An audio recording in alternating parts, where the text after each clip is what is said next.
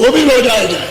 और देखा कि अब तो ये मालिक को चाहता है तो उसको भी अपने सामने पार किया।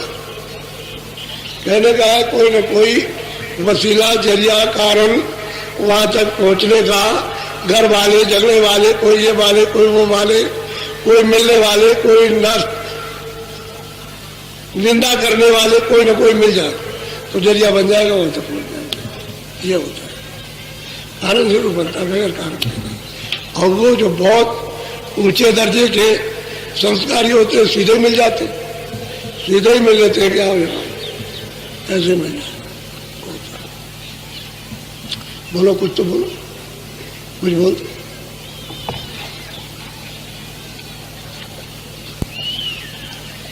प्रिय लाल लख बात ये अनंत न्यारी कही, सूझ मूझ ही ये सोई जब अरूप गति को कहते हैं कि जब उनकी आंख खुल गई और ऊपर के लोकों में, मंडलों में, ब्रह्मांडों में गए और जब उन्होंने अपनी आंख को देखा जा करके, तो कहते हैं ये रत और आनंद, ये अकथ है, अगाध है, लिखा नहीं जा सकता है।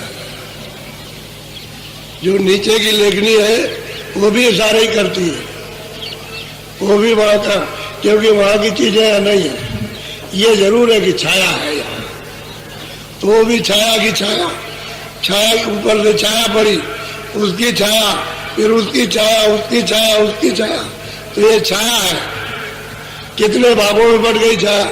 ये चांद, सूरज, सितारे जो दिखाई देते हैं ये असली नहीं है। इनकी छाया पर्दे पर, पर्दे की छाया इधर इस पर्दे पर, उसकी छाया उस पर, यानी उसका प्रतिबिंब उस पर और उसका प्रतिबिंब उस पर, और वो ये प्रतिबिंब, ये प्रतिबिंब है, ये असली सूरज नहीं।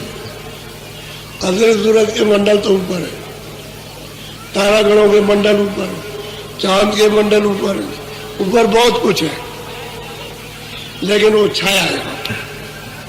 ये मसाला बस छाया का है, अंत में छाया हो जाए, क्या हो जाए, गायब हो जाए। छाया दिखाई देती है दिन में, ये टंकी है वो छाया, ये मकान बना उसकी छाया, ये मंदिर है उसकी छाया, जब रात हो जाएगी तो गायब। ये सब छाया।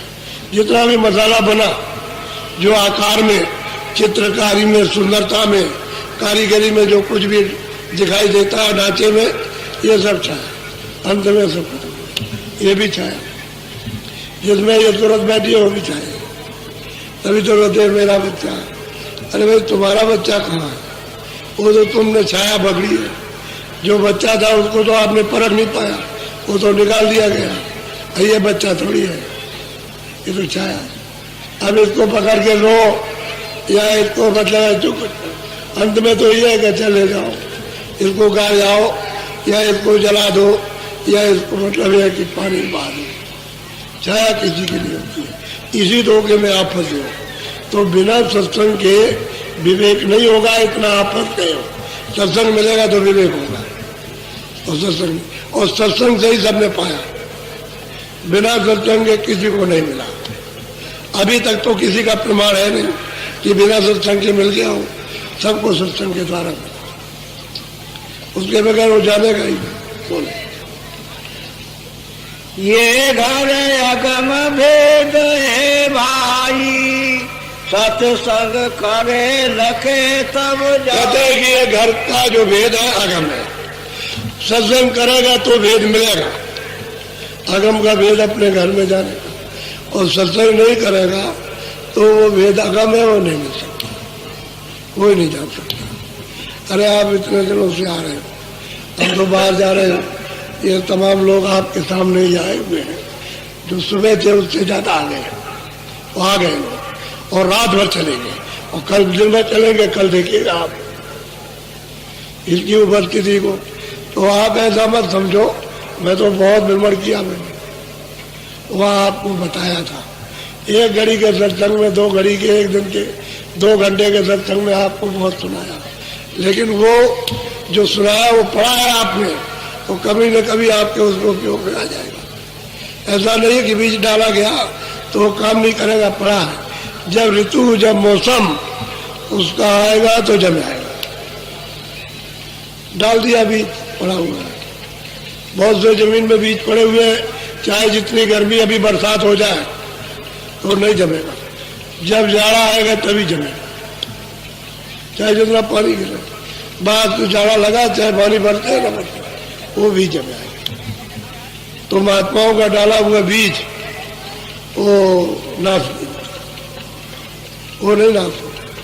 वो जब मौसम आएगा, उसकी जब बाहर आएगी तो बस और जमेगा, कल्ला हो जाएगा, तब काम होगा। ये तो ये इतने दूर दूर से आए हैं, तो ऐसा नहीं है कि मैं कहीं गया नहीं, मैंने दौड़ा करके बहुत मेहनत की। अब तो मेरी उम्र बहुत हो गई, वैसे अभी मैं मेहनत करता हूँ, कम थोड़ी मेहनत करता हूँ, बहुत करता हूँ।